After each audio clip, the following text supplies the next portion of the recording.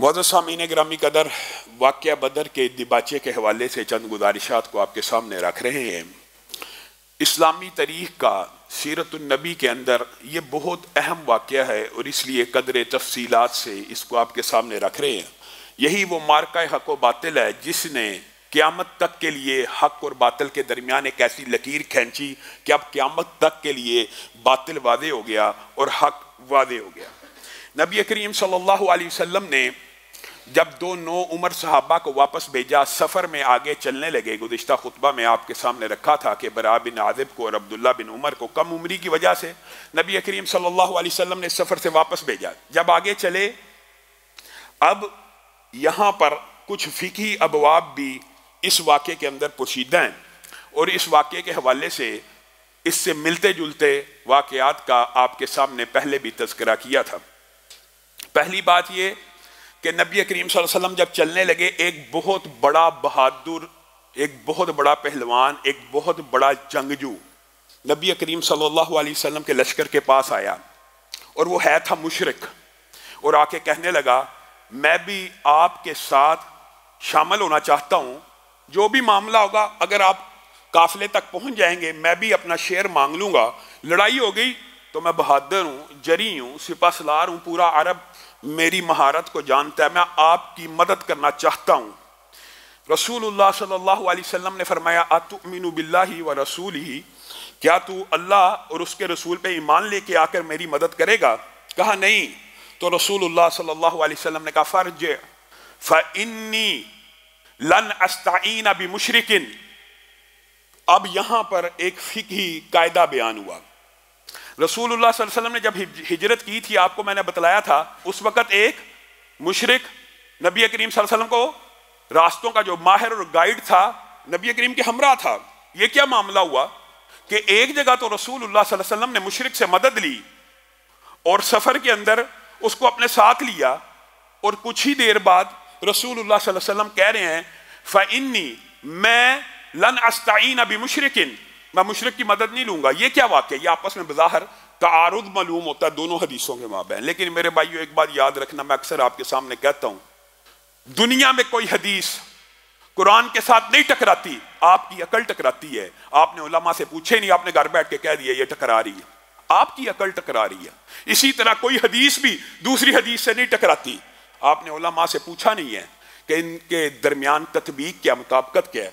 हाँ, पहले वाक़े के अंदर मैंने आपके सामने तफसील से ये बात रखी थी, जो किसी अमूर का माहर हो, किसी ख़ास फ़न का माहर हो, उससे मदद ली जा सकती है। उसके अंदर ये नहीं देखा जाता कि ये मुसलमान है या काफिर है। यहाँ पे रसूलुल्लाह सल्लल्लाहु अलैहि वसल्लम कह रहे हैं कि मैं तेरे से मदद नहीं लूँगा, इसकी एक ख़ास वजह।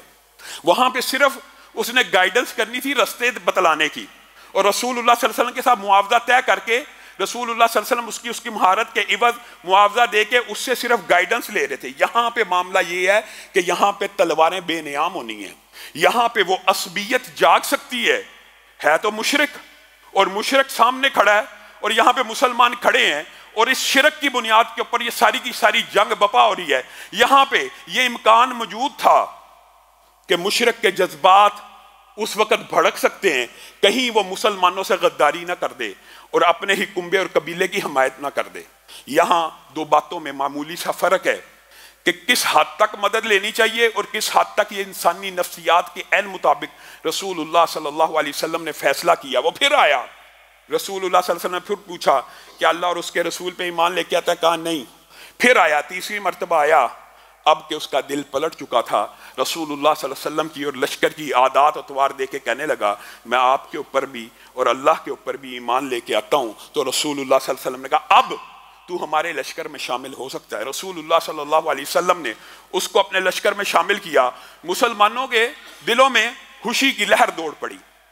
अब आपको बतलाया था कि अबू सुफियान रज़ी अल्लाह ताला अन्हु उस वक़्त तक मुसलमान नहीं थे, वो अपना तिजारती काफ़िला लेके जा रहे थे, लेकिन वो बड़े ज़ीरक और समझदार थे। बार बार उनको इतला मिल चुकी थी कि रसूलुल्लाह सल्लल्लाहु अलैहि वसल्लम अपने काफ़िले के हमरा मेरे तिजारती काफ़िले के पीछे आ चुके हैं। यहाँ तक कि अबू सुफियान अपने तिजारती काफ़िले से पीछे पीछे बदर के मकाम तक भी पहुँचा और वहाँ पे उसने ऊंट की मेंगनी को खोला, चेक किया, उसमें से खजूर की एक गिटक निकली تو وہ کہنے لگا اللہ کی قسم یہ تو یثرب کا چارہ ہے، اور یہ ان کی ذہانت کے اوپر بھی اور ان کی معاملہ فہمی کے اوپر بھی دلیل دیتی ہے کہ مدینہ کی کھجور کی گٹھلی کو پہچان گئے اور فوری اپنے تجارتی قافلے کو کہا تم ساحل سمندر کی طرف چل پڑو، لیکن ساتھ دوسرا انتظام بھی کیا، کیا؟ زمزم بن عمر غفاری کو مکہ بھیجا، کہا قافلے کو میں سمندر کی طرف لے کے جا رہا ہوں، رسول اللہ صلی اللہ علیہ وسلم اور اس کے ساتھی بدر کے قریب پہنچ چکے ہیں، میں نے ان کے اونٹ کی مینگنیوں سے پہچان لیا یہ وہی لشکر ہے جو ہمارے تعاقب میں آ رہا ہے۔ زمزم بن عمر غفاری کو مکہ بھیجا مدد لینے کے لیے، اپنا تجارتی قافلہ ساحل سمندر کی طرف روانہ کر دیا۔ رسول اللہ صلی اللہ علیہ وسلم کے اس دوران جو معاملات ہیں وہ بھی آپ کے سامنے رکھیں گے، لیکن یہ معاملہ بڑا اہم ہے۔ زمزم بن عمر غفاری نے جو ترتیب اختیار کی، جو انداز اختیار کیا، حقیقت ہے تاریخ کے اندر، سیرت کے اندر یہ بات لکھی ہے کہ اس نے بہت متاثر کن طریقے سے جناب ابو سفیان کا پیغام جو اس وقت تک مسلمان نہیں تھے ہوئے مکہ میں دیا۔ کس طرح؟ وہ گیا اپنے اونٹ کی ناک کو چیر دیا، اونٹ کی ناک سے خون نکل رہا ہے، اپنی قمیض کو آگے اور پیچھے سے پھاڑ لیا، کجاوے کو اونٹ کے اوپر الٹا ڈال لیا اور کہا ہے قریش مکہ کے لوگوں، محمد صلی اللہ علیہ وسلم اور اس کے ساتھی تمہارے تجارتی مال کو لینے کے لیے بس قریب ہے کہ آن پہنچے ہیں۔ اور عربی میں ایک فصحا تقریر کی، جو عربی جانتے ہیں صرف وہی اس سے محظوظ ہو سکتے ہیں، کہنے لگا اور مجھے یقین ہے تم اپنے قافلے کو بچا نہیں پاؤ گے۔ قریش مکہ کے اندر آگ لگ گئی، بھڑک اٹھی، یہ کیسی باتیں کر رہا ہے؟ ایک تو ہمیں آ کے اطلاع دے رہا ہے کہ ہمارا تجارتی مال ان کے ہاتھ لگنے لگا، اور ساتھ کہہ رہا ہے تم نہیں ان کو بچا سکتے۔ اب بس محمد صلی اللہ علیہ وسلم اور اس کے ساتھی پہنچے کہ پہنچے، اب اگر اپنے تجارتی قافلوں کو بچانا ہے تو تیزی سے اونٹ کی پشتوں پہ اور گھوڑوں کے اوپر سوار ہو کر اس قافلے کی مدد کو پہنچ جاؤ۔ یہ انداز، اس نے اس انداز میں تقریر کی کہ قریش مکہ کے جذبات بھڑک اٹھے اور سارے کے سارے جنگ کے لیے تیار ہو گئے۔ اب یہاں سے رسول اللہ صلی اللہ علیہ وسلم کو اطلاع مل گئی کہ کفار مکہ اس تجارتی قافلے کو بچانے کے لیے، جنگ کرنے کے لیے مکہ سے نکل رہے ہیں۔ نبی کریم بدر کے قریب ہیں، اور نبی کریم صلی اللہ علیہ وسلم نے جب مزید جناب ابو سفیان کے قافلے کا تعاقب کرنا چاہا تو پتا چلا وہ تو رستہ بدل کے اب ساحل سمندر کی طرف چل پڑے ہیں۔ گویا یہ تجارتی قافلہ نبی کریم صلی اللہ علیہ وسلم کی دسترس سے باہر نکل گیا۔